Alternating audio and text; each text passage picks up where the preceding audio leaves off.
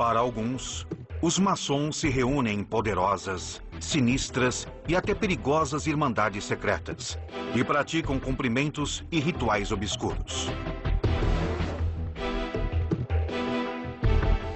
Que assim seja. Para outros, os benefícios da maçonaria podem ser encontrados desde a formação dos estados latino-americanos. O que são? O que fazem?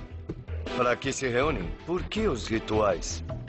Qual é o segredo da maçonaria? Qual é o segredo da maçonaria? Qual é o segredo da Qual é o maçonaria? segredo da maçonaria? Qual é o segredo da maçonaria? Qual é? Isso faz parte do segredo. Qual é o segredo da maçonaria? Quem são os maçons? O que fazem? Para que se reúnem? Por que os rituais? E pela primeira vez na sua história, ela abre suas portas. O que existe? E o que acontece por trás destas portas?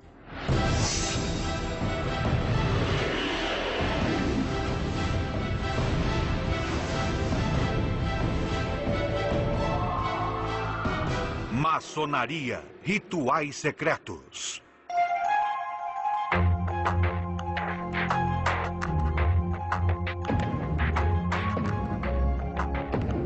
A maçonaria está cercada de lendas, mitos e mistérios. Quais são os segredos que ela oculta?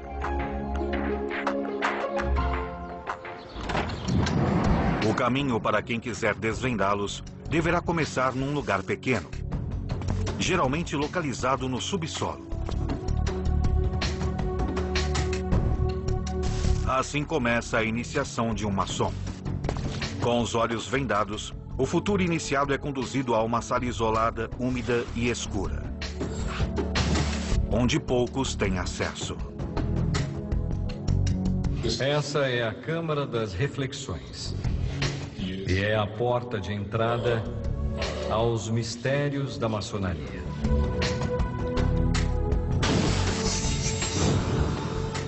São mistérios que os maçons ocultam dos que eles chamam de profanos e que apenas podem ser revelados se preservarem a sua identidade.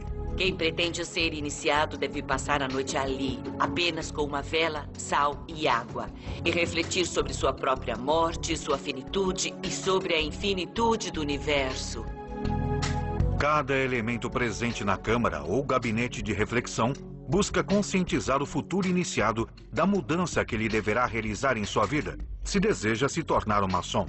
A vela significa a luz interior que procura. Todos os elementos presentes possuem um significado alquímico, que simbolizam o autoconhecimento e o poder da transformação. O copo com água, o pão, o sal, o mercúrio e o enxofre. Nesta pequena sala também está presente a caveira, símbolo da morte. O homem profano deve morrer para renascer como maçom. E ele deve se perguntar: o que deixa? Qual é o seu testamento se hoje fosse seu último dia de vida? Com esse tipo de experiência, o que eles pretendem é que o maçom abra sua mente e perceba sua pequenez, mas também toda a sua perfeição. Isso é o que define a iniciação. Você está em um estado e passa a outro, de uma maneira importante. Parece que não, mas isso te transforma. E um dia você percebe que não é mais o mesmo que quando chegou aqui. Num lugar como este, há mais de 40 anos, Manuel Jiménez Guzmán começou a sua vida de maçom e hoje ocupa o mais alto cargo dentro da maçonaria mexicana. Ele lembra do ritual como uma prova pessoal. Reconhecer a mim mesmo e pôr à prova a minha capacidade, o meu valor pessoal, a minha integridade e a minha capacidade de resolver o que a maçonaria manifesta na iniciação. Um ritual de iniciação que o grande mestre da maçonaria argentina, Jorge Clavero, também viveu. A pessoa senta numa sala e pedem que escreva o que ela sente e então a pessoa escreve o que está sentindo, o porquê do ingresso e o que espera da instituição que vai te acolher, etc. O ingresso na maçonaria é voluntário. O candidato deve ser apresentado por um maçom e ser entrevistado. E depois que a sua admissão é aprovada pelos demais irmãos, o candidato deve estar disposto a transformar a sua forma de viver e de enxergar o mundo.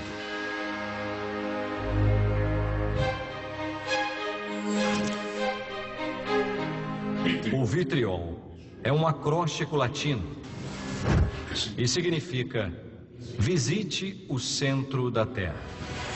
Retificando-te, encontrarás a pedra oculta.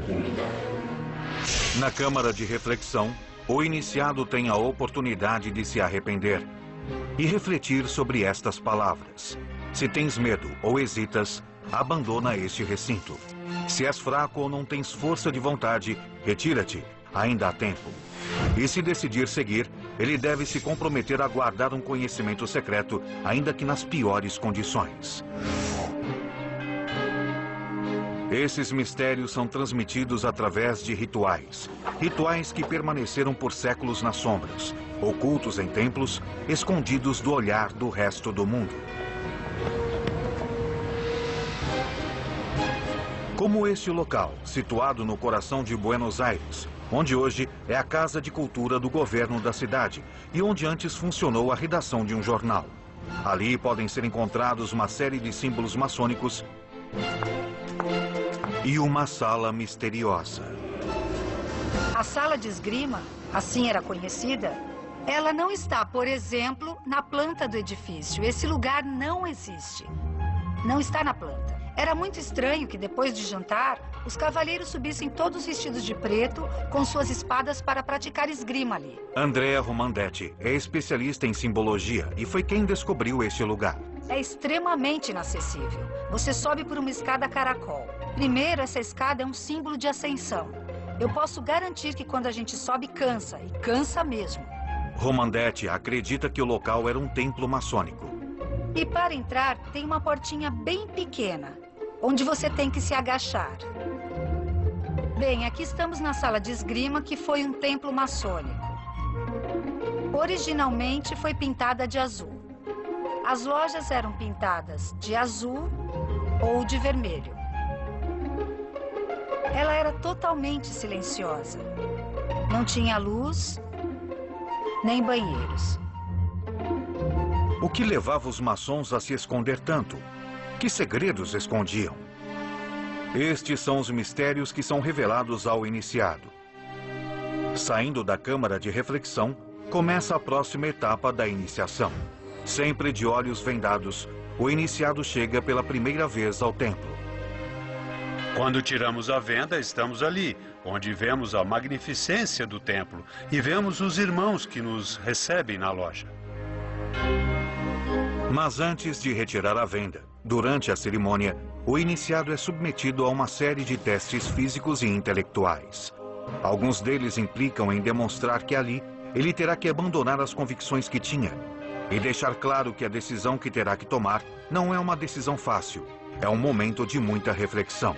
Para isso, na Argentina, são utilizadas estas estranhas cadeiras ou camas. Durante toda a cerimônia, o iniciado está vendado e escuta e sente as provas sem poder vê-las. Com esses exercícios físicos e mentais, é possível ver qual é a resposta da pessoa que pretende ingressar. São feitos uns testes que são definitivos para todos nós. E o melhor de tudo é enfrentá-los. Porque é o que permeia e ensina.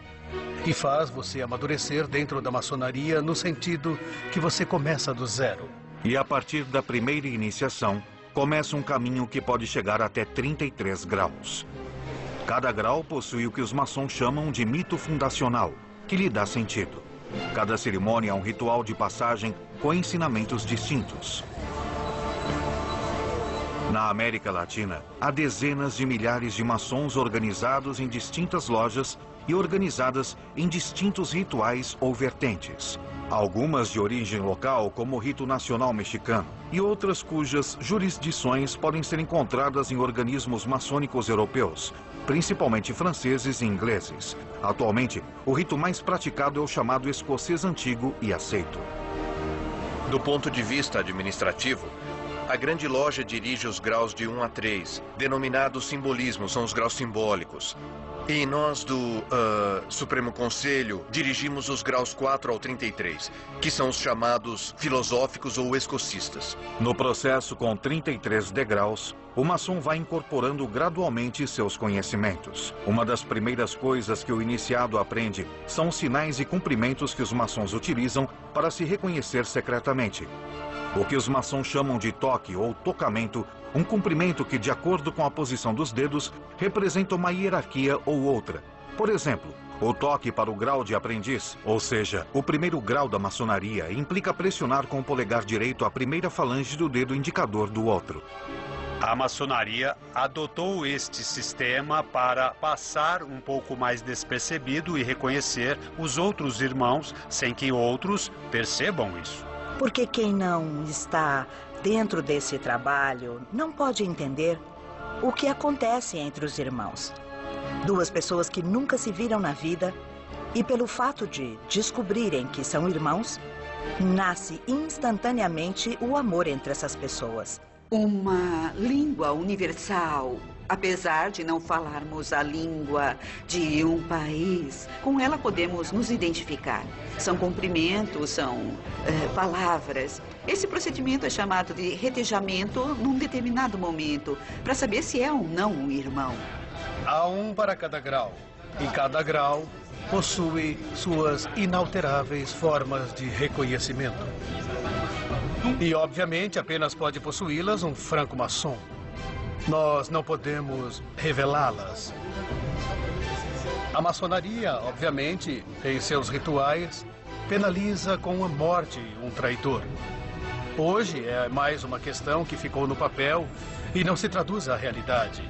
Mas no passado, obviamente, essas circunstâncias eram mais fundamentais. Que segredos os maçons guardam? As respostas ocultas estarão dentro de seus templos? O mistério perdura nos séculos e somente é revelado aos iniciados na maçonaria. Para entrar no templo, é necessário conhecer as senhas e os sinais. Ao passar pela porta do recinto, o aprendiz se identifica desta forma. Há formas de poder ingressar por grau.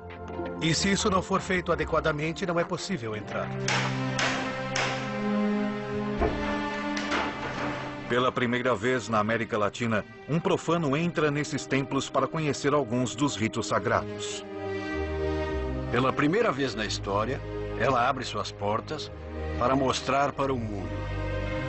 Nestes templos, a portas fechadas, os maçons realizam o que chamam de tenidas, ou seja, reuniões privadas para a prática de rituais ou para a discussão de assuntos através de uma liturgia que os ordena.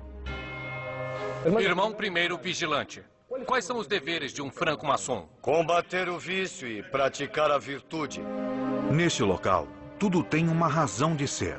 Como e qual direção seguir, os gestos e sinais, onde cada um se localiza, o que deve ser dito e o que não deve ser dito. Os que estão sentados nas laterais falam primeiro. Os que têm mais experiência e estão sentados à cabeceira, no oriente, como nós chamamos, são os que falam no final. E ali, através do simbolismo, que é o nosso método de trabalho, de educação maçônica, vamos abordando diferentes temas. Irmão segundo vigilante, o que a maçonaria combate? A ignorância, a superstição e a tirania. Maçons se reúnem regularmente e também celebram rituais ou tenidas especiais, tanto abertas como fechadas, para diversos assuntos. Desde celebrar iniciações até cerimônias de reconhecimento conjugal ou rituais que giram em torno à morte.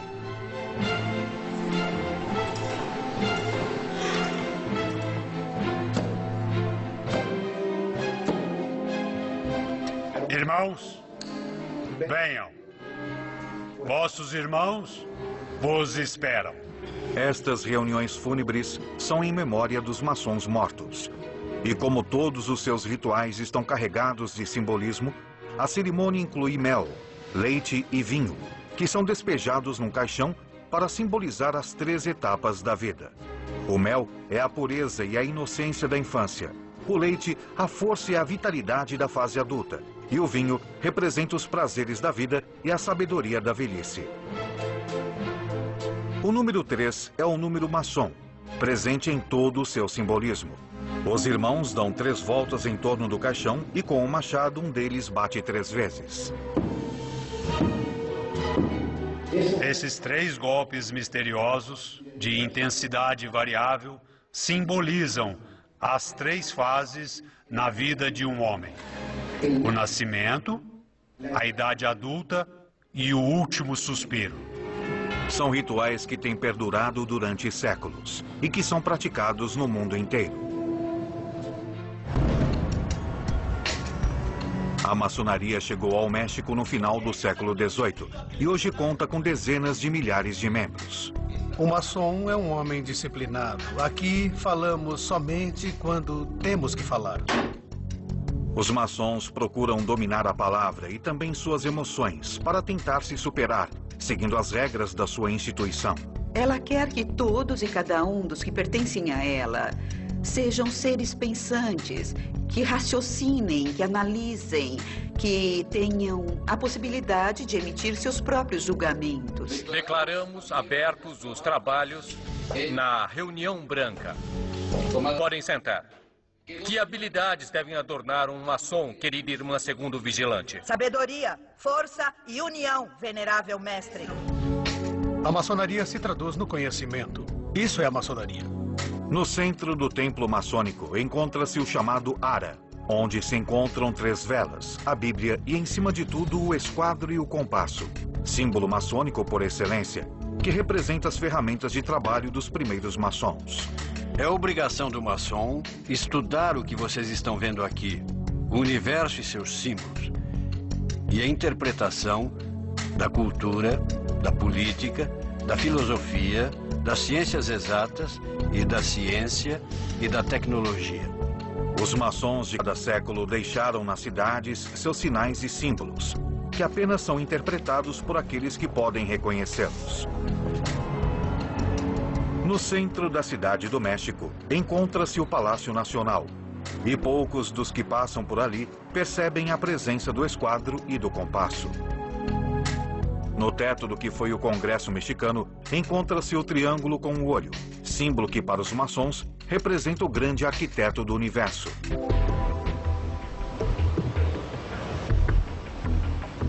Em outros casos, não apenas vemos sinais maçônicos dispersos, mas o que poderia ser uma cidade inteira baseada em seus simbolismos. Como é o caso da cidade de La Plata, na Argentina. La Plata tem uma antiga relação com a maçonaria ao ponto de ser fundadora. Todos os fundadores e os arquitetos que a projetaram, os urbanistas que a desenvolveram e as mãos que fizeram isso possível, todos eram maçons. Para visualizar melhor a presença do esquadro, que aqui apenas aparece sombreado, aqui realmente temos o esquadro. Dobre este esquadro e vamos encontrar um compasso. O compasso tem o seu vértice numa praça. Esta é a ponta do compasso, o ângulo de um compasso, e esta é a corrente espalhada aqui. É um símbolo maçônico. E cada elo representa um dos maçons espalhados pela face da Terra. Devemos dizer que nos registros da época, em particular nos registros do Departamento de Engenheiros, que foi o órgão técnico encarregado de projetar a cidade, não aparecem, é claro, referências deste tipo de questões. Mas até que ponto a influência maçônica forjou a América Latina tal como a conhecemos hoje? Benito Juárez, um dos mais importantes personagens da história do México, era maçom. A lembrança da sua iniciação maçônica está presente no Palácio Nacional do México. Benito Juárez significa independência e identidade para todos nós.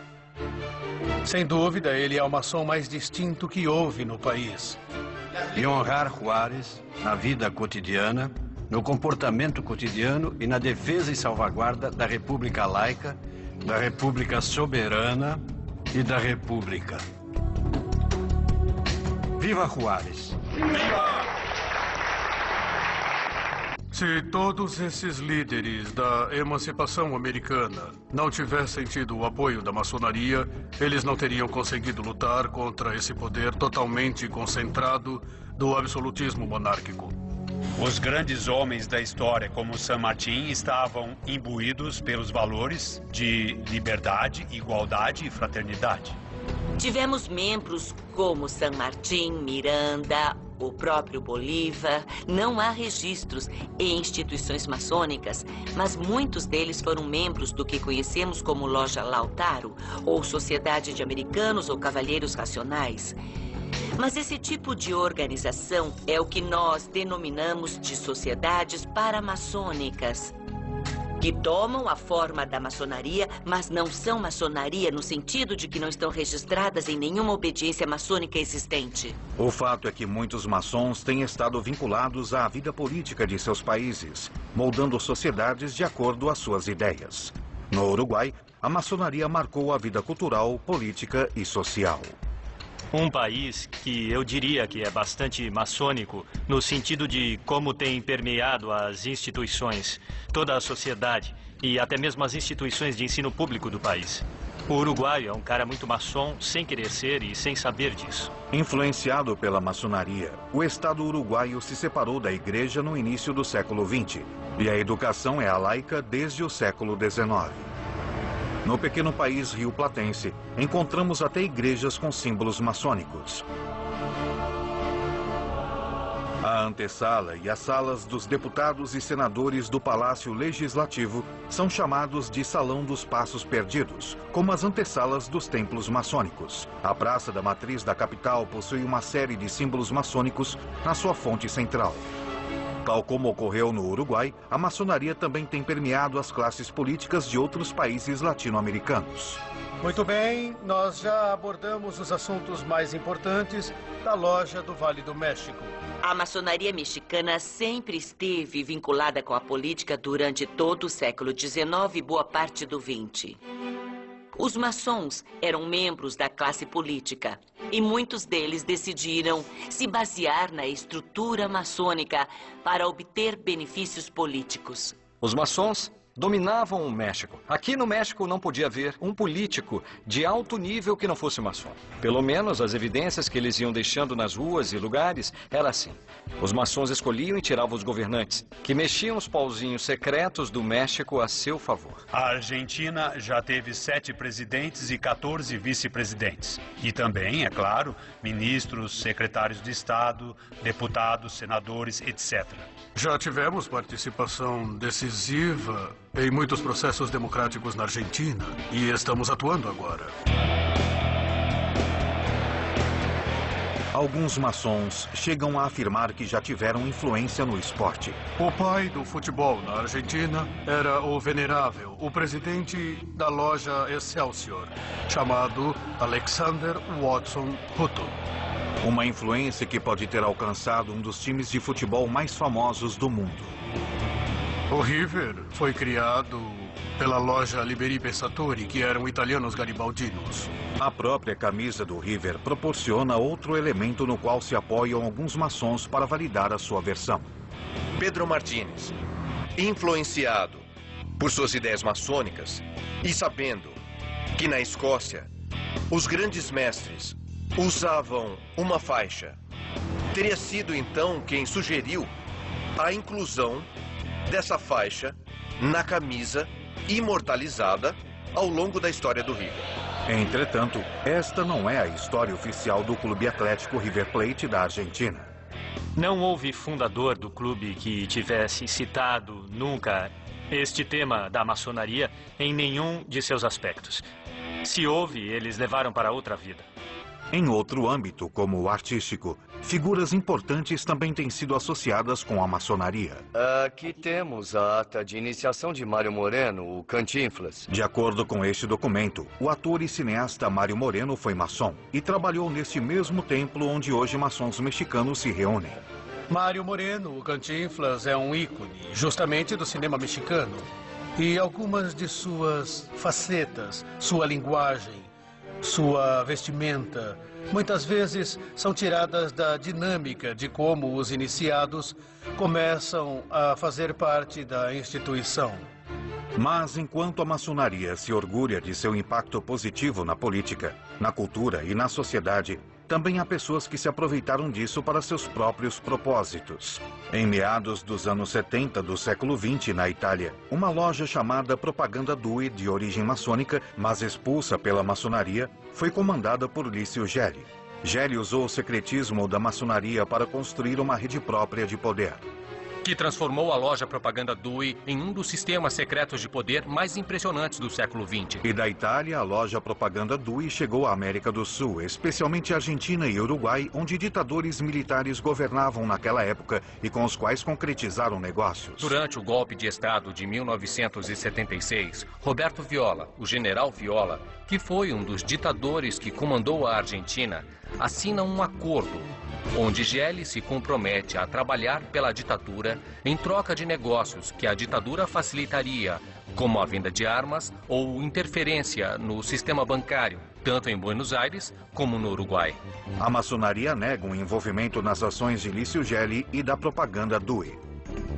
Usaram a maçonaria, a estrutura que ela tinha, para fazer uma organização mafiosa. A maçonaria em si não teve nada a ver com isso. A maçonaria permite que seus membros tenham uma rede de contatos como a que Gelli usou para seus propósitos pessoais. A mesma que muitos deles usam para ter sucesso em suas vidas pessoais. Os maçons estão em todos os lugares, em todos os partidos, em todas as universidades, públicas e particulares, em todas as associações. Se você ouvir a música de Mozart, como a flauta mágica, é uma iniciação maçônica. Se você ler literatura, Alexandre Dumas, em Memórias de um Médico, você está lendo a iniciação maçônica. Não se trata apenas de ter uma rede de contatos e se superar como pessoa. Ao fazer parte da Irmandade, os maçons se comprometem a se ajudar entre si com sinais e palavras-chave de auxílio, que todos eles conhecem. Os próprios meios inalteráveis de reconhecimento também têm palavras de auxílio. E, nesse sentido, o maçom que tiver a possibilidade de ajudar tem a visão de fazê-lo na proporção das suas possibilidades e conhecimento. É, ao mesmo tempo, uma irmandade, na qual seus membros se outorgam apoio, apoiam as suas viúvas, os filhos, e funciona como um intermediário, em muitos casos, entre o Estado e os membros da sociedade. Mas até que ponto pode chegar um maçom contando com a ajuda de seus irmãos? A maioria dos presidentes mexicanos desde a independência, por mais de meio século, têm sido maçons.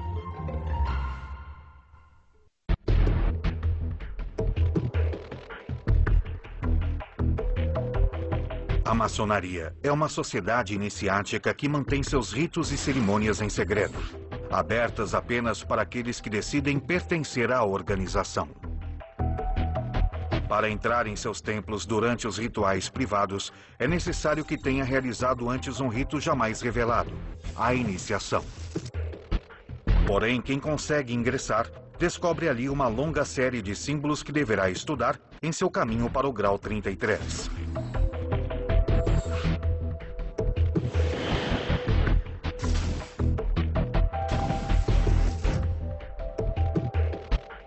Um símbolo sempre presente nos templos maçônicos é o olho do chamado Grande Arquiteto do Universo. A maçonaria, dentro do livre pensamento, entende que o universo não poderia ter sido formado por um acaso ou por acidente, mas que realmente existe uma causa principal, que tem um plano, um grande arquiteto. O que é o grande arquiteto do universo? É uma interpretação de cada um em particular. Qualquer que seja o seu nome. Cristo, Krishna, Buda, Maomé, ciência. E segundo os maçons, exatamente essa tolerância religiosa e a luta pela laicidade no Estado, na educação e na sociedade em geral, é o que tem levado a maçonaria a enfrentar o seu principal rival, a Igreja Católica. A Igreja Católica rejeitou a maçonaria praticamente desde suas origens, desde 1738, é promulgada uma bula papal contra a maçonaria. Ela estava proibida não só como um crime, mas como uma heresia, como uma afronta à fé católica. Historicamente, a maçonaria e a Igreja Católica tiveram uma série de enfrentamentos e desencontros que resultou, inclusive, na excomunhão. A Igreja Católica sempre interveio para perseguir os maçons. Muitos deles foram sacrificados nas fogueiras da Santa Inquisição. O problema de falar da maçonaria é que, algumas vezes, ela faria vítimas. O problema é que, enquanto apenas dizem essas coisas, mas ninguém prova, a coisa para por aí. O importante é onde estão as provas. A maçonaria, enquanto sociedade secreta, vai contra a Igreja e os princípios do Evangelho. Essa seria uma contradição. Ser maçom e também ser católico. Entretanto, sempre houve membros do clero católico que eram maçons. Embora seja muito mais drástica a postura antimaçônica da Igreja Católica do que a postura anticlerical da maçonaria mexicana. Apesar da perseguição da Igreja, que os obrigou a permanecer escondidos durante muitos períodos da história, os maçons conseguiram manter vivos os rituais e a simbologia através dos séculos. Na entrada dos templos, vemos as duas colunas que imitam as do templo do rei Salomão. E quando o iniciado passa por elas, revive o parto por entre as pernas da mãe para representar o novo nascimento como maçom. O pé das colunas em pedra bruta é o que simboliza o aprendiz maçom. E a pedra polida, portanto, é o maçom que já domina os segredos e rituais. Diante das colunas com direção ao leste, encontra-se o lugar onde estão as autoridades da loja. O lugar é chamado de o Oriente.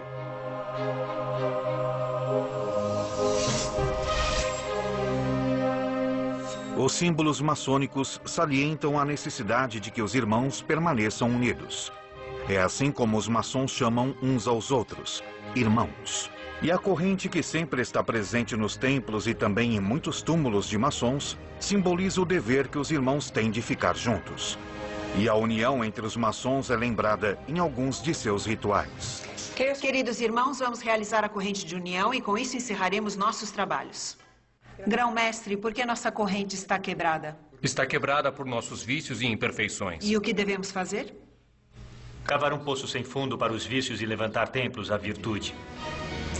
Então, com esse compromisso e conscientes do que cada um de nós tem expressado, pedimos, irmão mestre de cerimônia, fechar esta corrente e nos conduzir nesta corrente de união. Vamos nos despedir da nossa corrente de união com as palavras sacramentais ditas por 3 vezes 3. Saúde, força e união, um por todos e todos por um. Saúde, força e união! Saúde, força e união! Saúde, força e união! Um por todos, todos por um! Um por todos, todos por um! Um por todos, todos por um! Que assim seja! Eles ganham a vida destruindo coisas. E no meio dos escombros, eles acabam encontrando grandes negócios. Demolidores, hoje, 6 da tarde, no Net Geo.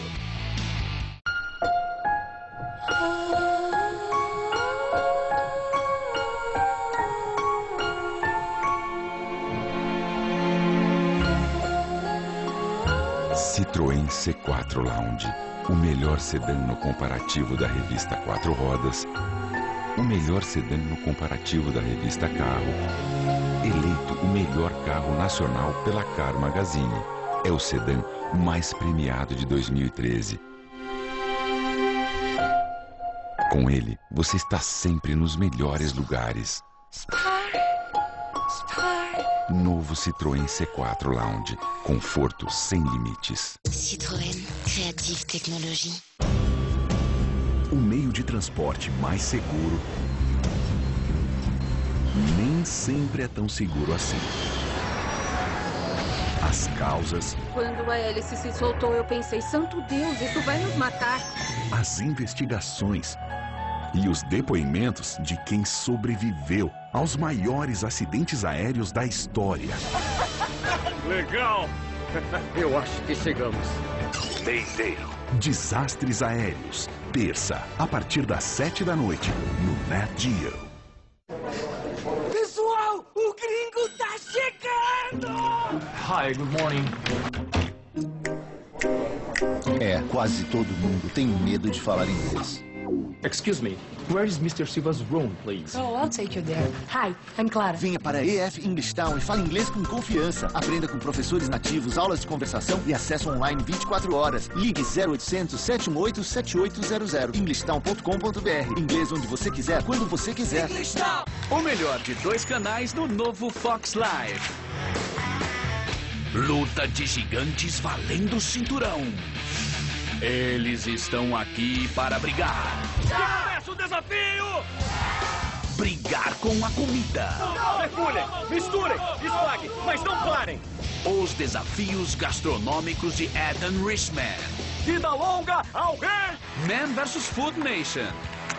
A partir de janeiro, no novo Fox Live.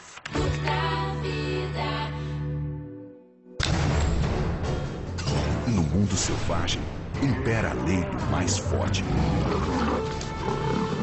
E invadir um território pode ser uma verdadeira sentença de morte. Eu vi uma grande sombra cinzenta. Prepare-se para viver momentos dramáticos, testemunhar combates impressionantes. Ataques Selvagens. Veja os 5 melhores programas já exibidos sobre este assunto no Top Nat Geo. Hoje, a partir das 9h15 da noite.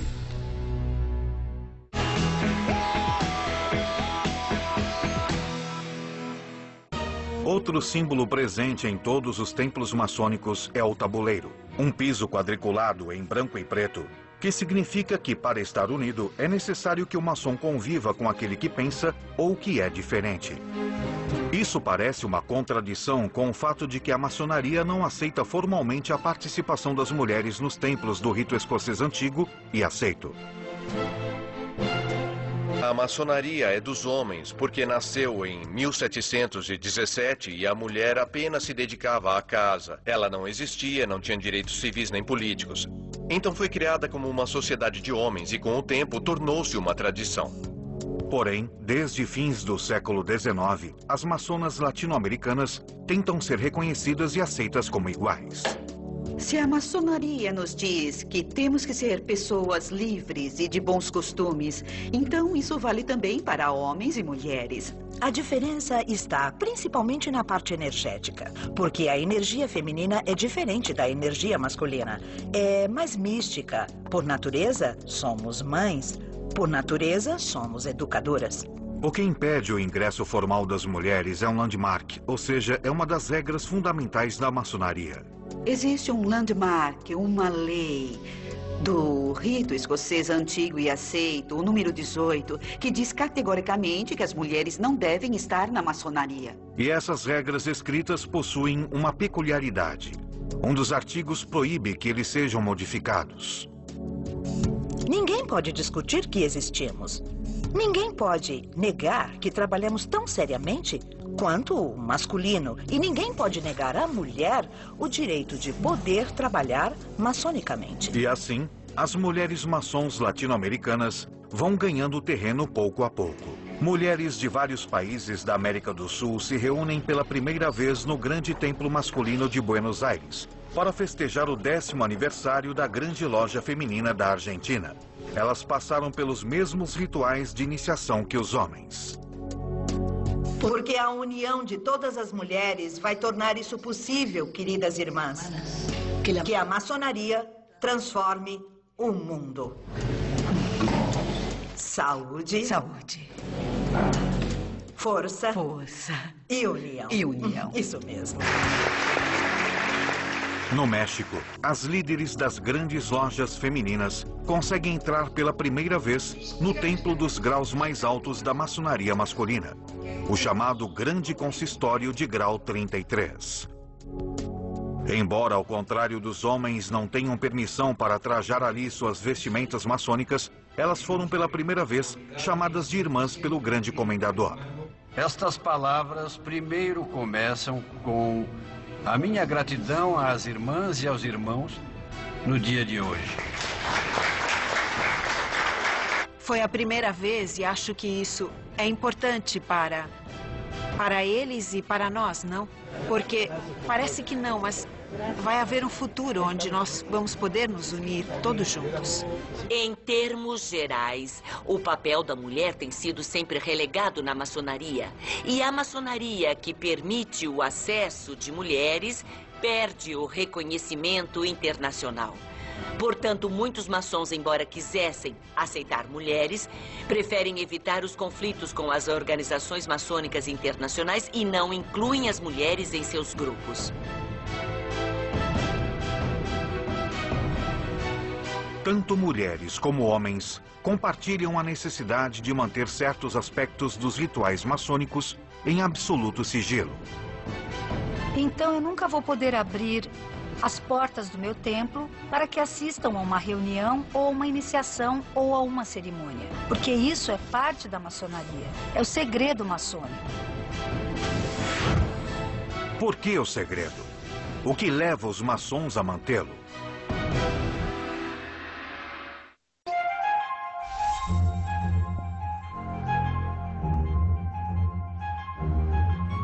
Durante séculos, os maçons têm permanecido ocultos, protegendo uma tradição que conservam desde a Idade Média. Um segredo que transmitem através de experiências de vida, nas iniciações e nas reuniões. Ao expressar nossos juramentos, expressamos também a discrição que devemos guardar para isto. Hoje temos aspectos disciplinares e leis criminais para, obviamente, poder controlar qualquer tipo de exposição de segredos da maçonaria e, obviamente, resultará na expulsão para sempre da ordem. Rituais têm um poder transformador, o que nós tão sagradamente resguardamos dos olhos dos profanos. Esse segredo é inviolável. Segundo os maçons, embora quisessem ou fossem obrigados a fazer isso, seria muito difícil revelar esses segredos. É muito difícil poder contar algo vivencial. É difícil contar a um profano e é difícil contar a um irmão. É quase como se eu pedisse para você relatar o amor que sente pelos seus filhos. O conhecimento adquirido dentro da ordem maçônica é um conhecimento pessoal, vivencial, que deriva da interação com outros membros e da ritualidade, e que apenas vivendo podemos adquirir. O conhecimento nasceu com os maçons originais na Idade Média, mas essa era uma organização diferente da atual. O que era chamado de maçonaria operativa eram as confrarias de construtores, as confrarias de pedreiros, arquitetos, todas as pessoas que se dedicavam à arte da construção. A palavra maçom vem do francês e significa pedreiro ou operário. Eles estavam encarregados de construir palácios, igrejas, castelos e pontes. E para isso, transmitiam os segredos da construção de um maçom para o outro. Durante o século XVII, ela vai se transformando, vai aceitando membros que não fazem parte da arte da construção. E são os filósofos, políticos, médicos, químicos, e começam a utilizar o espaço, a estrutura do que era uma confraria para gerar uma sociedade de pensamento, uma sociedade de ideias. Mas o vínculo com os maçons originais nunca se perdeu. Simbolicamente recebemos as ferramentas. E essas ferramentas são muito parecidas aos instrumentos que os pedreiros utilizam. Com essas ferramentas, nós temos que construir o templo da virtude que a instituição exige. Assim, o segredo da construção dá lugar a um mais complexo. O que supostamente está por trás dessas origens é esse segredo que os maçons possuem, esse conhecimento do universo, da natureza, do ser humano que vai sendo transmitido sozinho, de iniciado para iniciado e que supostamente os maçons preservam. É exatamente este segredo que faz com que a polêmica em torno da maçonaria continue viva. Há segmentos da maçonaria que são obscuros. E convivem com a sua parte mais positiva e que não quer ter nada a ver com essa vertente. Eles foram acusados de muitíssimas coisas, e de conspirações e de toda essa questão. Há muitos mitos e questões de maçons, de sua forma de comunicação, de sua forma de governar, de sua forma de levar a direção do mundo, é o que dizem. Muito além de mitos e teorias da conspiração, é inegável que a maçonaria tem sido um elemento-chave na história das sociedades latino-americanas. E, como tal, tem sido sempre não o motor da história, mas uma ferramenta com a qual a maior parte dos políticos, sobretudo os liberais ou os radicais, tem recorrido para consolidar seus projetos políticos. E os maçons garantem que também tem sido uma ferramenta de desenvolvimento pessoal para cada um deles. O meu caráter, a minha forma de pensar, de agir, não pode ser explicado sem pertencer à maçonaria. Eu tenho orgulho de ser maçom, porque eles me ensinaram a trabalhar livremente o meu intelecto e porque eles me ensinaram o caminho certo na vida. Eles me ensinaram a usar a razão na procura da verdade.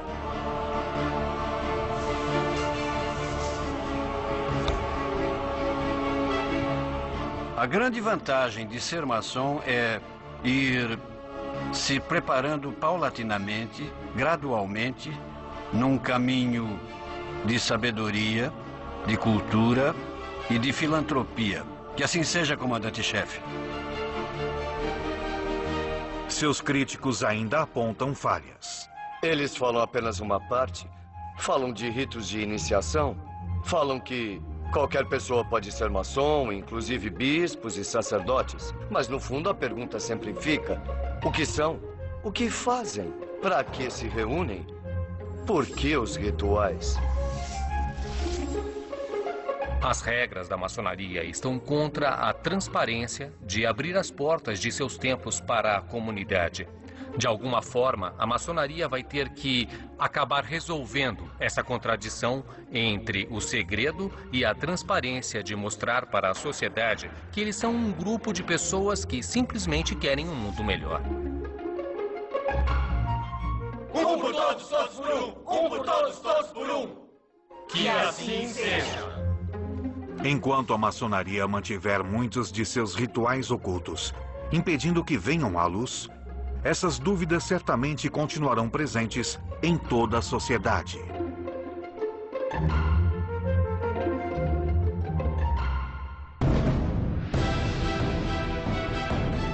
Versão Marshmallow São Paulo.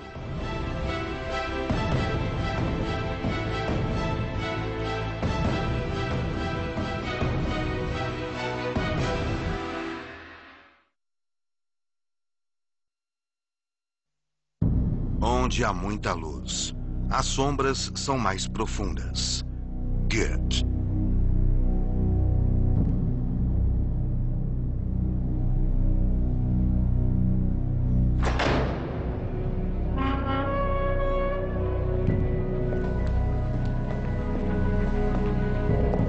Hoje, pelo mundo inteiro, há mais de 4 milhões de pessoas envolvidas com a maçonaria. Quem são essas pessoas? Seus segredos nos fascinam. Sua descrição nos intriga. Mas as próprias lojas esqueceram de onde vieram. O maior dos seus mistérios tem permanecido oculto há séculos. Onde e como tudo começou? Quais são as verdadeiras origens da maçonaria?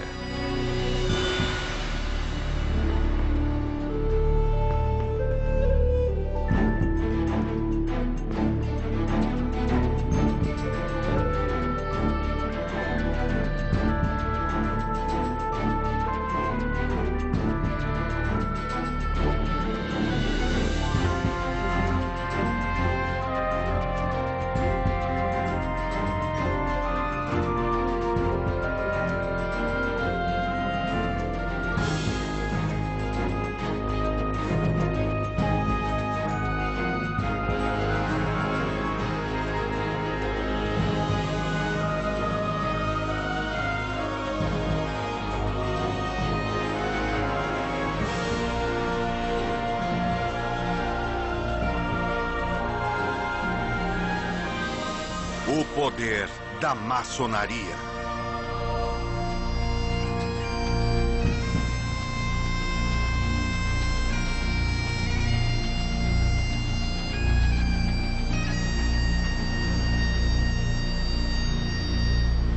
No coração de Londres localiza-se um dos maiores templos maçônicos do mundo. Oficialmente foi nesta cidade que a maçonaria começou no início do século XVIII. Para alguns é uma sociedade secreta envolta em profundo mistério. Para outros é um grupo iniciático que promove a fraternidade entre os seres humanos. Mas para muitos, é uma rede de homens de negócios e conspiradores com interesses próprios.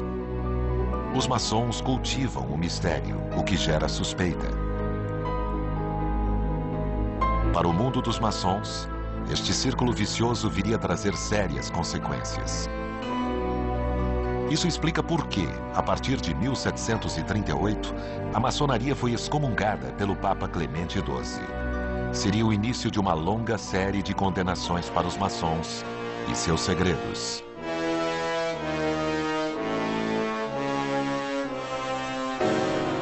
A maçonaria tornou-se inclusive um dos alvos preferidos dos nazistas, cuja propaganda utilizou em benefício próprio o já desgastado tema de uma conspiração judaico-maçônica que visava dominar o mundo.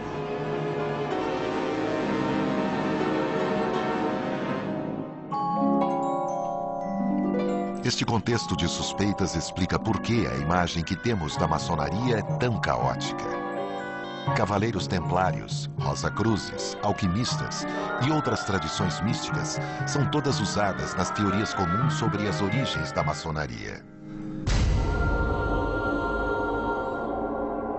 Mas onde está a verdade? Vamos abrir algumas portas.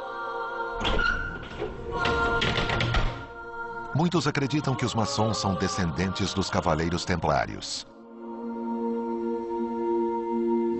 Criada no século XII, a Ordem do Templo acompanhava os cruzados até Jerusalém. Mas depois da perda da Terra Sagrada, os Cavaleiros Templários foram acusados de todo tipo de crime pelo Papa e pelo rei da França. Finalmente, o rei Felipe o Belo mandou prender a todos e queimá-los vivos. Desde aquela época, segundo a lenda, existe um tesouro templário que ainda não foi descoberto.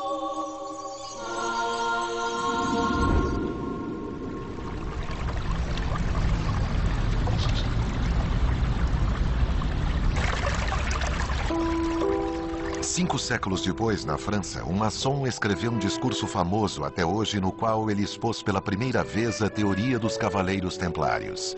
Será este o homem que está na origem desta lenda? Este é o homem que eles chamavam de Chevalier Ramsay, Andrew Ramsay, que era o orador da Grande Loja da França. E ele, por ser o orador, era responsável por preparar as palestras ministradas aos maçons. Chevalier Ramsay era escocês. Ele fugiu das guerras religiosas em seu país e buscou o exílio na França. E eis a nossa história real. Eles prometeram restaurar os templos. Em 1736, ele proferiu o discurso em uma loja de Paris, quando afirmou que os maçons são descendentes dos Cavaleiros Templários. Prometeram restaurar os templos dos cristãos na Terra Santa e juraram usar sua ciência e sua riqueza para retornar a arquitetura à sua função original. E ele explica que, durante as cruzadas, esses cavaleiros tinham duas coisas a fazer.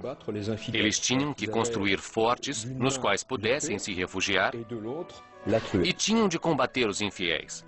Em uma das mãos, eles levavam a espada. E na outra mão, eles levavam uma espátula. A partir de então, nossas lojas adotaram o nome de Lojas de São João, em todos os países. O discurso de Ramsay sobreviveu por séculos e vai permanecer na mente das pessoas por muitos anos. Mas a história que ele contou existiu apenas em sua imaginação. Jamais foram encontradas quaisquer provas de uma filiação com os Cavaleiros Templários.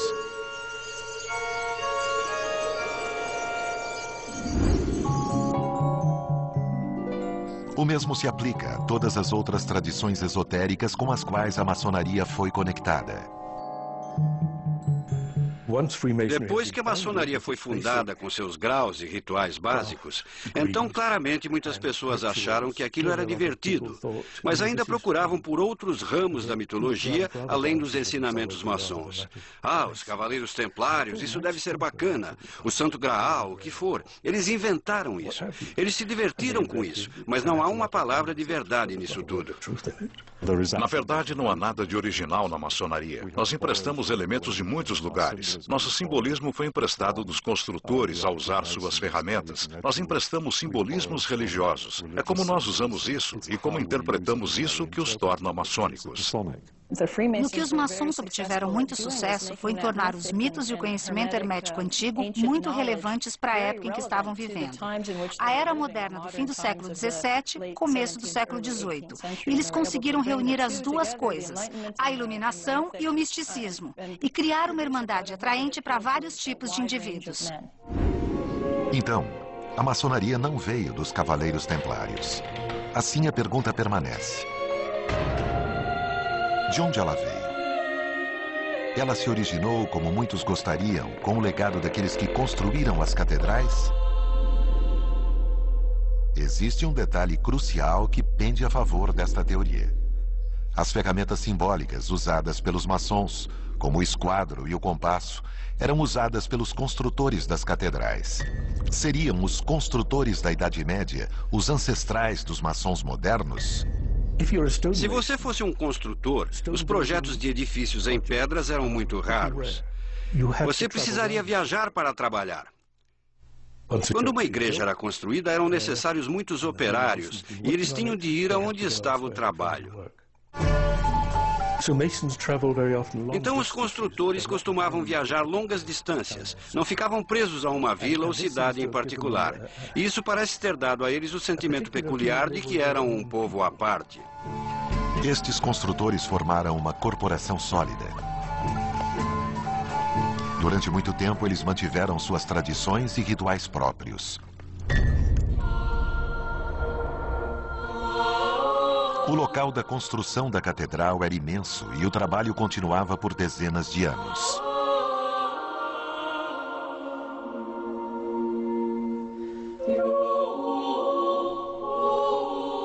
Na face norte do edifício, os construtores erguiam um abrigo de madeira que permanecia no local até o fim do trabalho. Eles o chamavam de loja. Toda a atividade do local centralizava-se neste lugar. Era onde eles se abrigavam da chuva, faziam as refeições, descansavam ou preparavam o trabalho para o dia seguinte. Mas a loja não era apenas um local de descanso.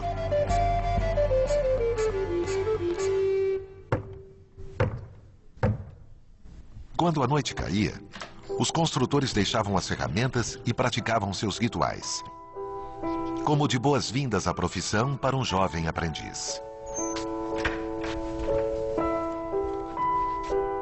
Rituais que eram organizados em torno da leitura de fatos históricos lendários. Os manuscritos que eram lidos nas lojas são conhecidos como antigos encargos. O poder do nosso Pai Celestial. Amém. Amém. No 12º capítulo do Gênesis, ele conta como Abraão chegou à terra de Canaã e o Senhor apareceu para ele e disse: darei essa terra à tua descendência. Mas grande fome recaiu sobre aquela terra.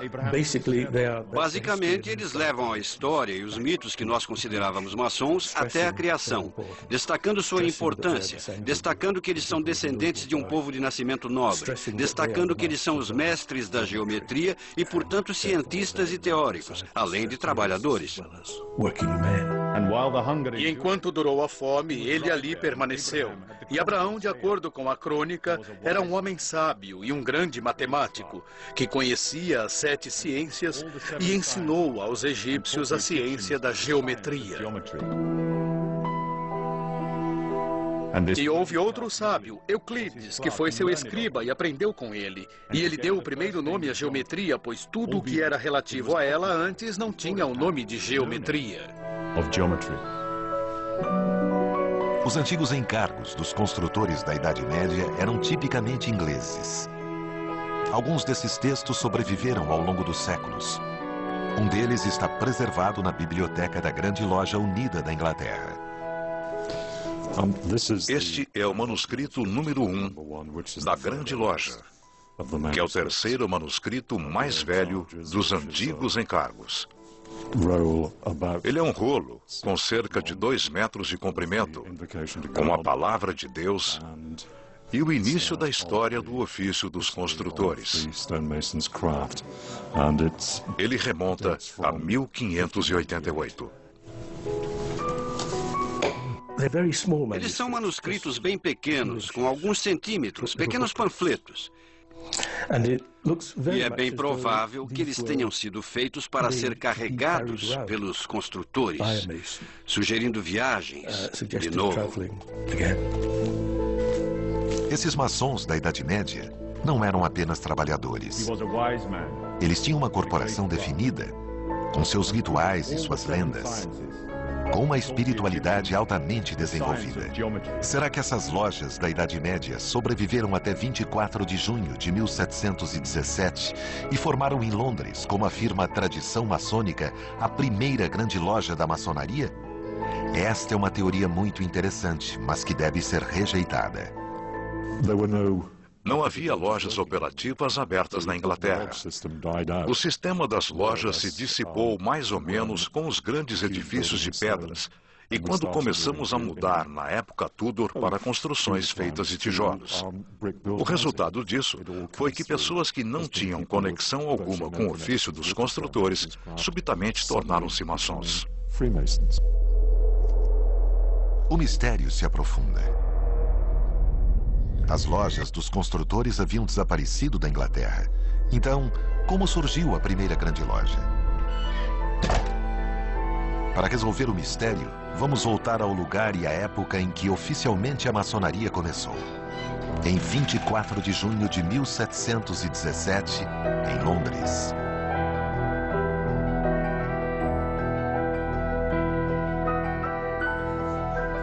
Naquela noite, na taverna Goose and Gridiron, 4 grupos de homens decidiram se reunir e criar juntos o que chamaram de Grande Loja.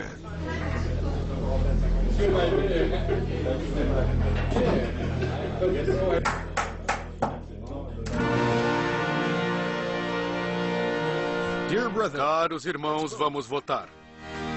Eles elegeram o primeiro grão-mestre da Grande Loja, Anthony Sayer. Ofereço minhas mais sinceras congratulações. A narrativa deste evento foi descrita alguns anos depois por alguém que havia se tornado famoso. O pastor James Anderson.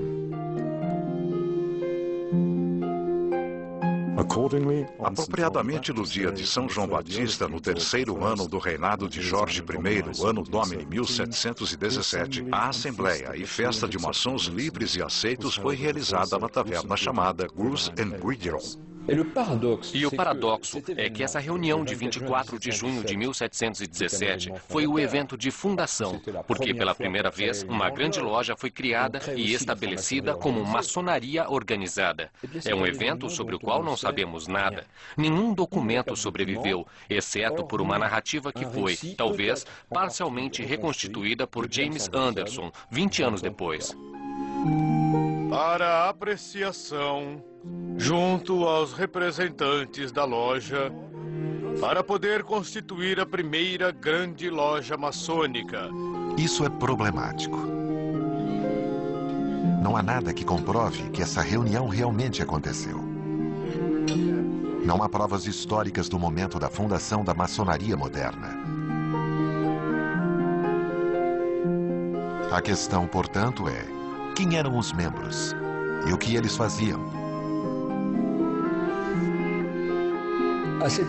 Naquela época, a Grande Loja de Londres reuniu pessoas de origem modesta, pequenos lojistas, comerciantes, artesãos, pessoas muito humildes. Enfim, o modelo que reproduziam era de uma fraternidade. A fraternidade é muito difundida na Europa desde o século XI. Na Idade Média, a vida era muito difícil. Não havia sistema de auxílio social. Não havia ninguém para ajudar os trabalhadores e suas famílias nas dificuldades. Essas pessoas, portanto, decidiram reunir dinheiro em um fundo comum e ajudar umas às outras. Em Londres, em 1717, as pequenas organizações chamadas lojas ainda tinham uma função de apoio mútuo.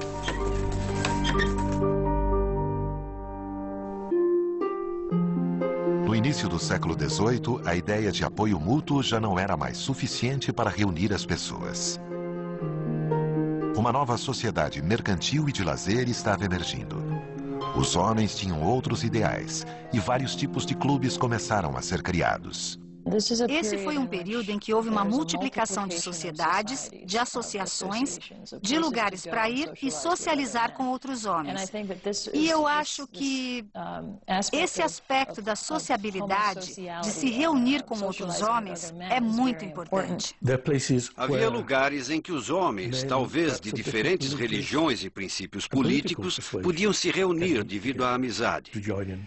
Isso parece muito maçônico. Também é uma das causas da maçonaria, mas ela existia mais amplamente. E o que a maçonaria oferecia e as outras sociedades não, era um propósito muito sério. Homens que queriam transformar-se em pessoas melhores, onde iam aprender a tornar-se cidadãos de seus países. Outro clube oferece um retrato nítido deste novo estado de espírito. Desde 1660, a Royal Society tinha como objetivo reunir diferentes tipos de indivíduos para o estudo da ciência. Ela tinha um sucesso considerável e, graças a isso, a revolução científica difundiu-se na Europa com o trabalho de Isaac Newton. De repente, veio a constatação de que o mundo obedece a regras que podem ser formuladas pela mente humana. Agora, nós sabemos que a maioria dos membros da Royal Society estavam interessados naquele clube maçônico que estava começando a emergir. Então é importante considerar essa nova ciência como não inteiramente científica. Eles ainda estavam interessados na alquimia, por exemplo. Estavam interessados no hermetismo e em muitas coisas que nós não consideramos científicas hoje. Mas os membros da Royal Society estavam mesclando todas elas, e a maçonaria era o veículo lógico para fazer isso. Muito rapidamente, uma verdadeira moda maçônica tomou conta de Londres. Era um sucesso que envolvia todas as classes sociais. O número de lojas mais que dobrou. Em 1723, apenas em Londres havia mais de 30 lojas. E aquilo tudo explodiu em poucos anos. Nobres, plebeus, comerciantes, todos em Londres diziam: "Ei, essa é a última moda." Não era como os velhos clubes. O líder de mercado agora eram os clubes maçônicos, as lojas. Uma das coisas que impressionava as pessoas era que elas não podiam escrever os rituais. Os rituais não podiam ser impressos. Era proibido publicar estes primeiros rituais. Entretanto, alguns registros sobreviveram. Os membros da loja sentavam-se em torno de uma mesa apoiada em cavaletes. Sobre o tablado, eles desenhavam aquilo que chamavam de loja. Havia 2 colunas e então acrescentavam outros símbolos e ferramentas. Só depois eles iniciavam a reunião da loja. Depois, os desenhos eram apagados e o jantar era servido. O imaginário associado aos rituais da maçonaria é comprovadamente muito poderoso e atraente. E reúne outros elementos importantes, como a música, como as vestes em si, o que acabava sendo interessante. Os primeiros maçons de origem modesta estavam para ser rapidamente substituídos. O efeito da moda começou a atrair pessoas com um perfil muito diferente. Os nobres e os cavaleiros começaram a fazer suas aparições. Sua entrada selou definitivamente o destino da instituição.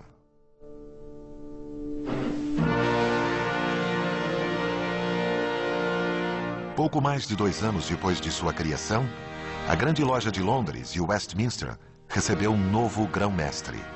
Jean-Théophile Desaguliers. A chegada de Desaguliers foi um evento considerável, que talvez não tenha sido percebido assim na época, mas que foi, na realidade, uma verdadeira revolução, porque Desaguliers não era um João Ninguém. Jean-Théophile deixou a França com seus pais quando era criança. Eles eram protestantes fugindo da perseguição que se seguiu à revogação do Édito de Nantes. Ele fez uma carreira brilhante.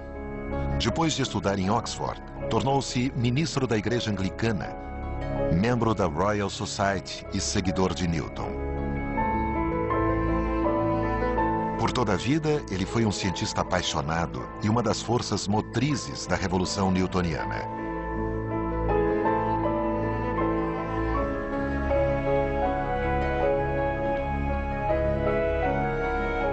A Royal Society de Londres teve alguns membros muito famosos, como Charles Darwin. Foi a primeira organização a colocar a experimentação no centro das pesquisas científicas. Keith Moore é o guardião da memória de seu venerável corpo. Desaguliers deixou sua marca na instituição. Ele estava no centro de uma rede de pessoas que eram interessadas na ciência, mas não apenas ciência. Ele falava francês muito bem, falava latim muito bem, e ele dava palestras em 3 línguas. Então sua rede de contatos não era apenas britânica, ela se estendia para o continente também. Os trabalhos de Desaguliers são cuidadosamente preservados na Royal Society. Esses arquivos originais são testemunhas do ambiente científico em que ele viveu e trabalhou.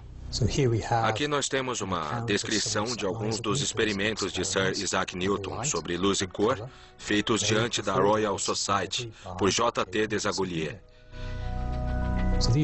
Então, estes são os relatos de Desaguliers repetindo os experimentos de Newton.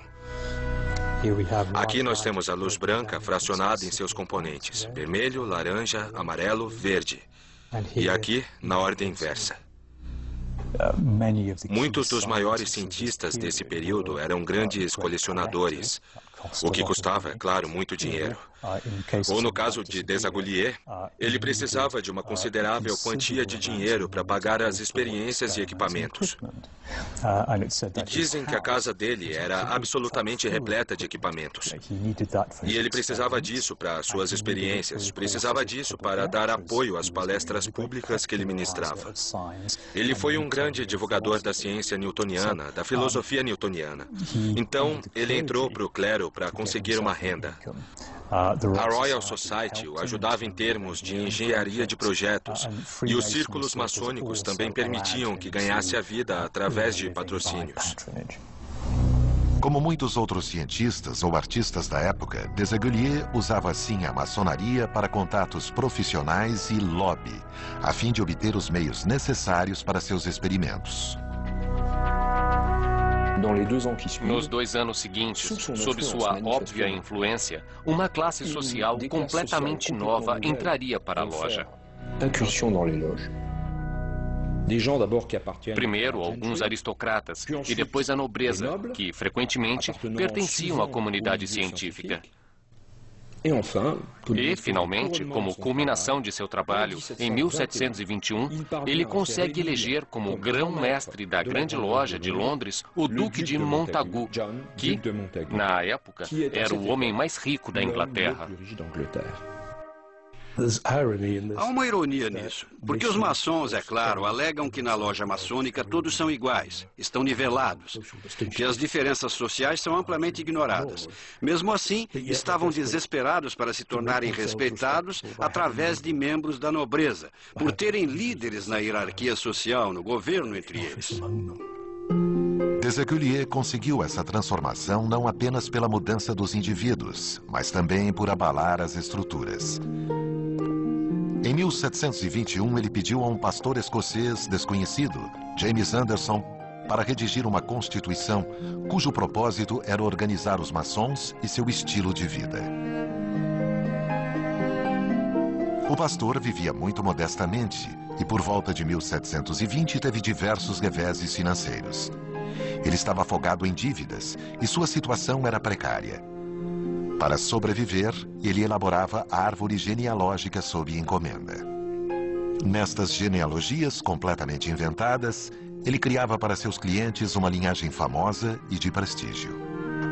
Pediram a ele para fazer a mesma coisa por um novo clube, a Grande Loja. Anderson não elaborou apenas as regras, mas também uma história para a instituição. No entanto, não eram as ideias de Anderson expressas ali, mas a dos líderes da nova Grande Loja, e em particular a de Jean-Théophile Desaguliers. Tudo que ele escrevia era verificado por um comitê e depois aprovado antes da divulgação. Foi dessa maneira que nasceu a famosa Constituição de Anderson. Para corroborar seus relatos, Anderson mergulhou nas histórias dos construtores da Idade Média, incluindo, é claro, os notórios antigos encargos. Ele era um acadêmico da maçonaria, um dos primeiros acadêmicos da maçonaria, porque ele fez uma pesquisa nos antigos documentos e os interpretou para os seus contemporâneos. O que dali por diante passou a ser chamado de Constituição de Anderson. É provavelmente o texto mais fundamental produzido pela maçonaria. Eles tinham uma influência enorme. Ele foi traduzido em francês, alemão e italiano no início de 1730, quando a Grande Loja emergiu na Europa e no que viria a se tornar os Estados Unidos da América. Anderson viria a relacionar os membros do novo clube maçônico de Londres aos construtores da Idade Média. Inventou uma ligação com os construtores enquanto ainda alegava que os verdadeiros ancestrais dos maçons eram também os diversos líderes mundiais desde Adão. Esta mentira foi de fato política. Dessa maneira, ele criou legitimidade para os novos líderes da loja, que também eram da classe dominante da sociedade inglesa. Esse trabalho de Anderson foi muito importante para estabelecer a autoridade moral dessa nova organização. Se você pudesse entrar para um clube que foi aberto na semana passada, ou se tivesse a opção de entrar para um clube que foi iniciado há 1000 anos ou há 2000 anos, qual deles você escolheria?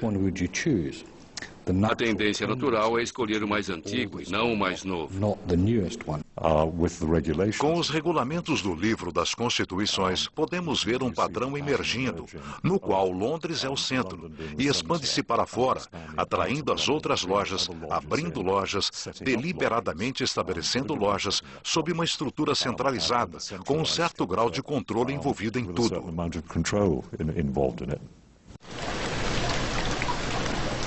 O sucesso foi tanto que as novas lojas sentiram que as tavernas já estavam pequenas demais. Em um curto período de tempo, eles construíram seus próprios locais de reunião, os chamados templos. O mais antigo desses templos foi construído em 1735 pela loja Canongate Keweening, em Edimburgo. Este edifício, que está preservado, foi testemunha da atmosfera dessas primeiras reuniões e, acima de tudo, do crescente sucesso da maçonaria.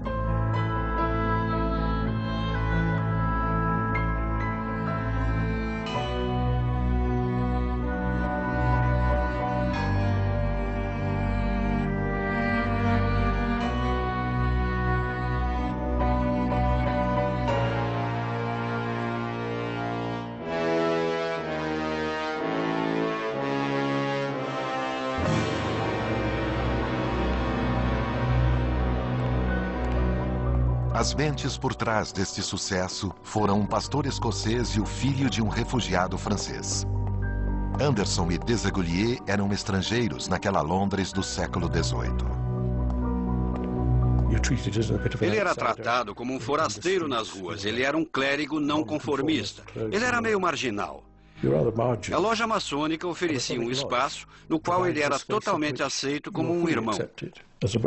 Desaguliers, tendo passado pela perseguição religiosa, pode ter sido atraído pela ideia da maçonaria de tolerância e respeito das pessoas entrando. Há uma frase ótima no primeiro encargo maçônico de Anderson sobre a maçonaria ser o centro de união que reúne todos aqueles que, de outra forma, teriam mantido uma distância perpétua. A Inglaterra e a Escócia foram unidas em um único reino. Depois de anos de guerra civil, de caos político e religioso, parecia que uma paz precária era possível. No entanto, os escoceses não eram muito apreciados na Inglaterra na época. Por que então Desaguliers escolheria um escocês para elaborar a Constituição? A explicação está talvez numa viagem profissional que Desaguliers fizera à Escócia alguns meses antes. Em Edimburgo, ele entrou em contato com uma instituição misteriosa. A loja Mary Chapel. Seria uma loja maçônica como aquelas de Londres? De qualquer forma, Desaguliers descobriu-se em um lugar cuja construção usava símbolos maçônicos que eram conhecidos dele. Acima de tudo, parecia mais antigo do que qualquer uma das lojas inglesas. A loja Mary Chapel ainda existe e tem atas de suas reuniões de muitos séculos atrás. Excepcionalmente, Evan Rutherford e Joseph MacArthur, ambos membros dessa loja, concordaram em permitir a filmagem pela primeira vez do relatório original que narra a visita de Desaguliers há 300 anos. Nesse dia, o Dr. Jean Théophile Desaguliers, membro da Royal Society e capelão ordenado de Sua Graça James, o Duque de Chandois, antigo grão-mestre e grão-mestre das lojas maçônicas da Inglaterra, estando na cidade e desejoso de encontrar-se com o guardião e com os mestres maçons de Edimburgo, foi devidamente autorizado. E estando ele devidamente qualificado em todos os pontos da maçonaria, eles o receberam como irmão em sua sociedade. Parece bem claro para mim, com esta ata, que o Dr. Desaguliers, tendo trabalhado na cidade de Edimburgo, tomou conhecimento da loja e de sua operação, porque desejou reunir-se com o guardião e os mestres maçons de Edimburgo. Então era desejo dele vir à loja. Eles o testaram para garantir que era realmente um maçom. Ele era um ex-grão-mestre da Inglaterra, como se denominava, mas eles queriam ter certeza. Eu tenho certeza de que eles se sentiram honrados com a visita à loja de Edimburgo. E eu acredito que ele já havia percebido que naquela época ela já existia há um tempo considerável. E certamente ele apreciou a antiguidade da loja. Ele decidiu que um escocês, ele deve ter conhecido Anderson em Londres antes disso. Um escocês, um maçom escocês, seria o melhor meio de definir a Constituição, porque ele realmente conhecia os assuntos maçônicos.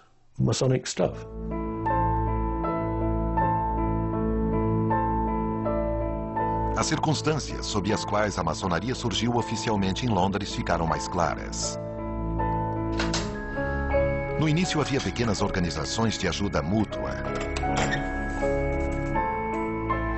Depois, a nobreza e os cavalheiros interessados em ciência e em busca de uma dimensão espiritual assumiram o controle. Por fim, Desaguliers usou a maçonaria a fim de criar uma instituição e deu a ela regras e uma história. Os rituais maçônicos ligados aos construtores foram emprestados essencialmente através da pesquisa de Anderson, usando por um lado os antigos encargos e por outro um certo número de tradições escocesas. Estas tradições vieram de lojas de comerciantes escoceses que, como Mary Chapel, já existiam há muito tempo. E aqui nós temos um novo mistério a resolver. Quem são esses maçons escoceses que precederam os clubes de Londres em mais de 100 anos?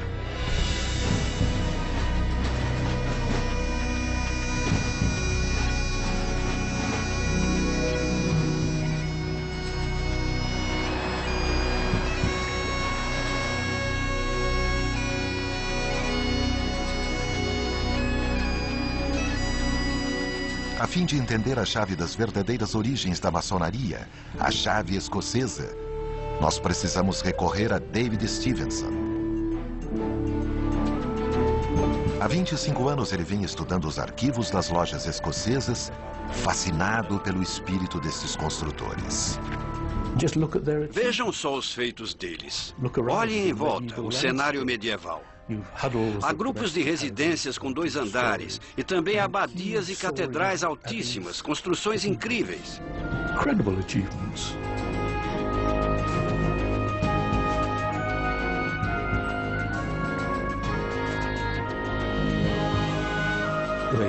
Os maçons dizem: nós somos os verdadeiros arquitetos. Deus fez o universo. Nós construímos os edifícios de Deus na Terra. Deus era um construtor e nós também. Estes construtores escoceses passariam por profundas mudanças. Um personagem enigmático provocaria uma revolução no mercado.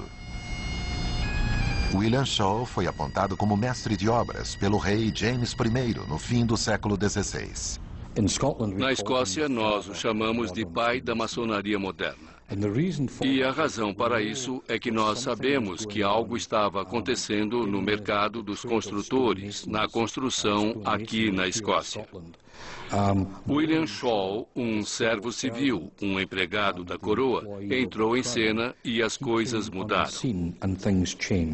E William Shaw levava seu trabalho muito a sério. Ele reorganizou completamente as lojas escocesas que até então eram completamente desreguladas. E, para fazer isso, em cerca de 2 anos, ele escreveu 2 textos fundamentais que nós chamamos de Estatutos de Shaw. Os Estatutos de Shaw são 2 textos jurídicos aprovados em 1598 e 1599 pela Coroa da Escócia. Pela primeira vez, estes textos organizaram os maçons escoceses em entidades chamadas lojas e os submeteram a obrigações administrativas. Em Edimburgo, William Shaw confere à loja Mary Chapel o título de loja mais antiga do país. Excepcionalmente, Evan Rutherford e Joseph MacArthur estão dispostos a nos mostrar seus manuscritos mais preciosos. Este container tem os 2 primeiros pequenos livros da loja de Edimburgo, Mary Chapel, número 1. Este registro começa em 1598. É a primeira vez que esse documento é mostrado ao público. Este é o primeiro Estatuto de Shaw e, como você pode ver, assinado por William Shaw, mestre de obras. O que torna a loja de Edimburgo muito diferente de qualquer outra loja é que nós temos registros que datam de 400 anos, desde 1599, e incluem o primeiro dos nossos livros de atas, os Estatutos de Shaw. Eles foram inscritos em nosso livro por William Shaw, que era mestre de obras naquela época.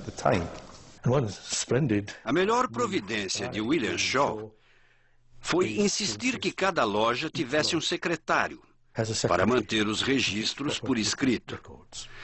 O que mais um historiador poderia querer dele? Eles começaram a cobrar taxas específicas para a admissão. Eles organizaram mais as coisas, por assim dizer. E então, nesse sentido, ele inventou a maçonaria moderna, com a formalização de reuniões, etc. Eles ganham a vida destruindo coisas. E no meio dos escombros, eles acabam encontrando grandes negócios. Demolidores, hoje, 6 da tarde, no Nat Geo.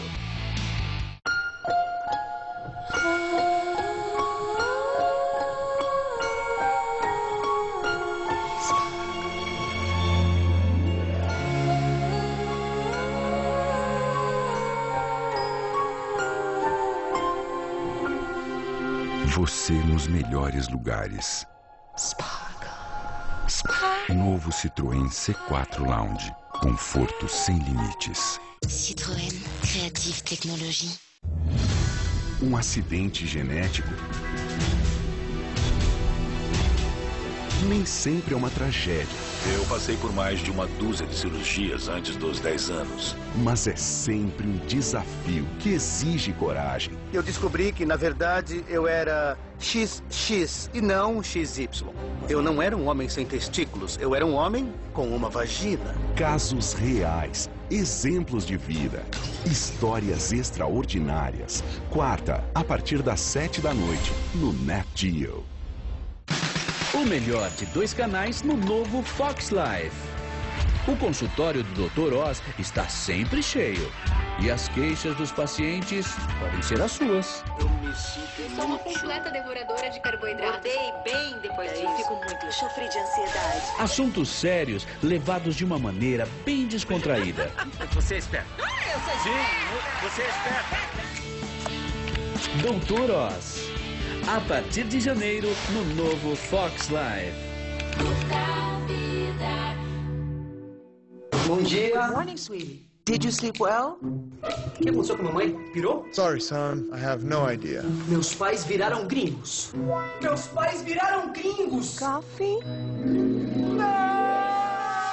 Às vezes parece que todo mundo está falando inglês menos você. Conheça a English Now, a maior escola de inglês online do mundo. Aprenda 50% mais rápido com professores nativos. Ligue 0800 605 1414. englishtown.com.br. O curso de inglês oficial da seleção brasileira. English Now! Em janeiro. Durante todo o mês, semanas especiais com o melhor do Nat Geo. Descubra todo o potencial do seu cérebro nas noites mentais. Tem muita coisa acontecendo no seu cérebro que você não tem consciência. Estilos de vida tão diferentes que para alguns são tabu. Dos produtores aos traficantes e viciados, tudo sobre a mais lucrativa indústria do século XXI. Drogas S.A. Quando você prova, não tem volta. As novas descobertas da medicina. Cirurgias de risco. Em janeiro, no Nat Geo. A seguir, Tabu. No Nat Geo.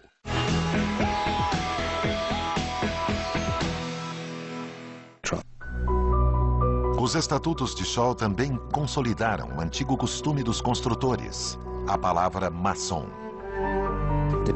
Dependendo de onde você estava, que nível alcançou, que estudos já fez, você receberia uma certa palavra ou um certo aperto de mão. Handshake. Segundo os estatutos de Shaw, era costume nas lojas escocesas da época, um mestre maçom não tinha o direito de dar trabalho para um trabalhador que pedisse por ele, a menos que o maçom desse a ele a chave correta, que era o código maçom. E por fim, há uma outra coisa intrigante nestes estatutos. Algumas palavras carregadas de significado e história, envoltas em um tipo especial de espiritualidade, a arte da memória. Ele estava imaginando um meio pelo qual os construtores preservariam seus segredos. Ele sabia que eles eram analfabetos, que não sabiam ler e escrever.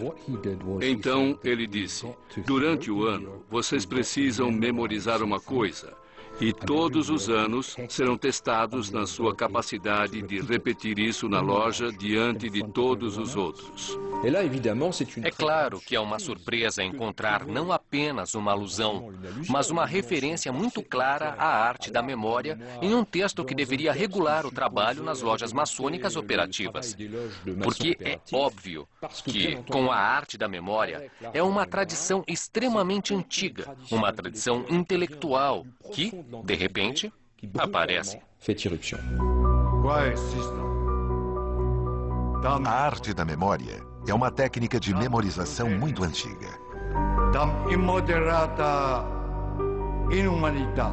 Na antiguidade, ela foi usada pelos tribunos gregos e romanos para memorizar discursos longos. A originalidade deste método é que ele é baseado inteiramente na imaginação. Você imagina um edifício. Você entra nesse edifício e anda por ele. E você visualiza. Você registra. Coloca em sua memória diversos objetos e lugares deste edifício. E conforme você caminha e percorre o edifício, fazendo suas definições, você liga uma ideia sobre a qual quer falar a cada lugar na ordem certa. E depois, na hora de fazer seu longo discurso, na sua mente você volta a entrar no edifício e recolhe as ideias nos lugares e objetos. É provável que a arte da memória tenha sido usada na loja a fim de memorizar os rituais. Essa técnica também permitiu que esses comerciantes construíssem dentro de si uma casa e um templo. Ao entrar no templo, eles faziam uma jornada interna. Em outras palavras, William Shaw incentivou esses homens a desenvolver sua própria personalidade.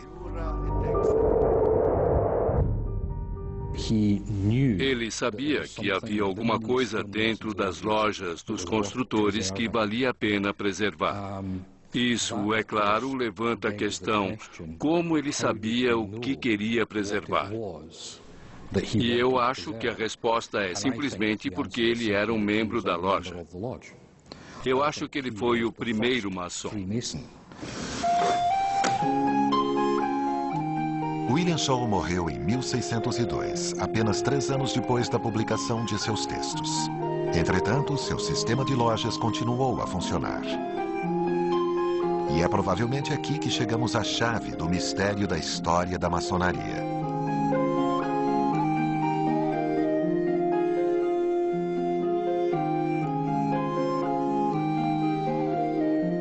Um novo fenômeno iria ocorrer, sem dúvida. As lojas dos construtores iriam aceitar em seu meio, de tempos em tempos, homens que não eram do ramo. Estes recém-chegados ficariam conhecidos como cavalheiros maçons. Os primeiros a entrar para estas lojas eram aristocratas que trabalhavam para o governo e que eram responsáveis pela construção de diversos palácios reais e castelos, coisas desse tipo. Então, havia uma conexão entre os construtores e estes aristocratas, uma conexão de trabalho. Eles chegavam, eram iniciados e era a última vez que a loja os via. Eles não queriam participar da organização social, só estavam intrigados por seus segredos e pelos rituais. O papel dos cavalheiros maçons na história da maçonaria foi essencial. Um desses cavalheiros maçons ilustra perfeitamente o estado de espírito destes homens. Sir Robert Moray, iniciado, por ironia da história, na loja Mary Chapel. Ele era general contramestre do enfraquecido exército escocês perto de Newcastle. E diversos membros da loja de Edimburgo estavam claramente envolvidos com o exército. Então o admitiram como membro da loja. O rei disse sobre Robert Moray que ele era um homem que tinha uma igreja própria. Ele era seu próprio chefe, com suas crenças próprias. Eu acho que ele era um maçom único, também que tinha sua própria maçonaria. Na época de sua iniciação, Robert Moray recebeu uma marca de maçom, um símbolo, o pentáculo. A marca é uma antiga tradição dos construtores. Cada maçom era obrigado a marcar suas pedras a fim de receber seu salário. Durante a vida toda, Murray se identificou com esta marca e a utilizou em diversos documentos, principalmente nas cartas que enviava a seus correspondentes. Ele não escolheu uma marca aleatória. Ele escolheu o pentáculo, que é um símbolo muito antigo com uma grande carga de significado simbólico. Ele aprendeu bastante naquela reunião que ele poderia confiar na sua marca pelo resto da vida sem mesmo ter de voltar a uma loja. E depois, ele tornou-se a principal força, eu acredito, por trás da fundação da Royal Society. Isso tudo poderia ser pura obra do acaso? Nós encontramos Robert Moray de novo em Londres, apenas 50 anos antes da criação da Grande Loja. E foi ele que se tornou uma das figuras principais da fundação da Royal Society. Foi devido à influência de Moray sobre a família real inglesa que a Royal Society obteve sua própria sede e seu nome. Então ele foi uma figura muito importante, sem dúvida, a partir de 1666. E também dizem, é claro, que ele era um maçom. Sua filosofia era, seja isso considerado ou não maçônico, de muita tolerância. E ele misturava-se com homens de todos os tipos e crenças. E isso tornou-se uma das maiores características da Royal Society. Ninguém ali discutia religião ou política. Eles se socializavam e falavam de ciência.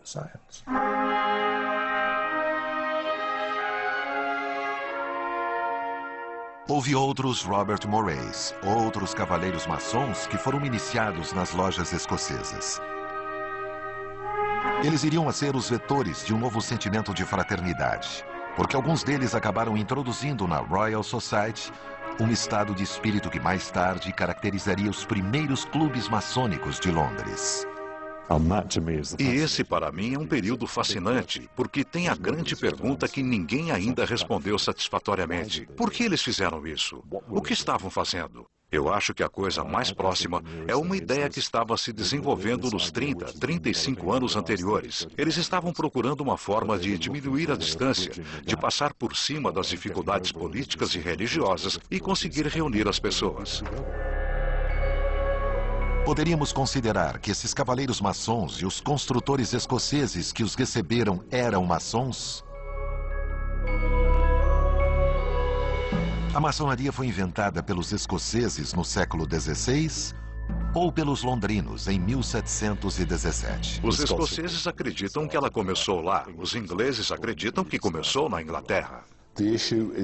A questão são palavras absurdas como operativa e especulativa, sendo aplicadas à maçonaria.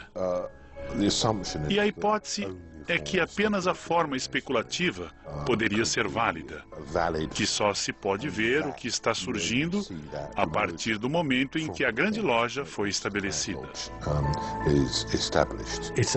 É uma questão de definição.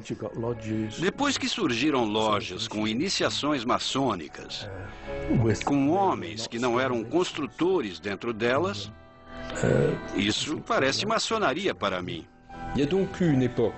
Houve um tempo, no fim do século XVII, em que havia maçons antes mesmo de haver lojas. E, provavelmente, antes de alguém falar em maçonaria. E eis a nossa história real. Eles prometeram restaurar os templos dos cristãos. As relações interpessoais, longe das vicissitudes das guerras e conflitos, favoreceram o aparecimento de um novo elo, a fraternidade. O simbolismo da maçonaria por acidente histórico serviu como a base sobre a qual foi transplantada a necessidade de contato humano sem qualquer rótulo específico. Esta é uma necessidade humana que sempre fez parte da história do homem. Com sua mitologia das construções, a maçonaria quis ilustrar a imagem da construção interna do homem. Com seu objetivo de elevar o homem terreno até os céus, a maçonaria alega trazer uma nova espiritualidade. Uma espiritualidade cuja força veio das inter-relações humanas. Muitos elementos diferentes, assim, foram reunidos para criar a maçonaria.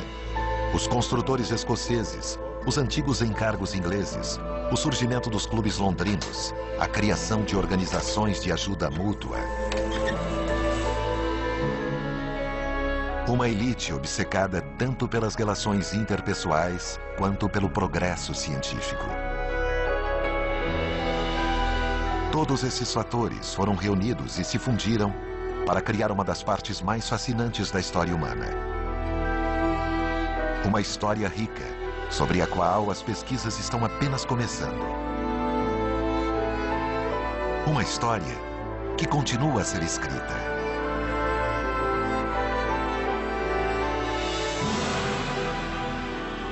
Versão Marshmallow São Paulo.